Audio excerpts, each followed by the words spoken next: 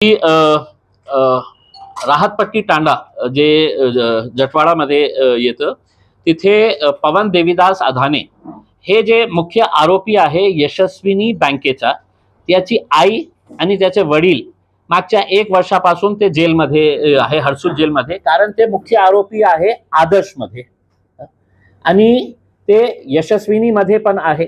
आता पवन देवीदास अधानेला पोलिसांनी आतापर्यंत अरेस्ट केलेलं नाही आहे. ते म्हणतात की ते फरार आहे करके, ते ॲब्स्कॉन्डिंग आहे.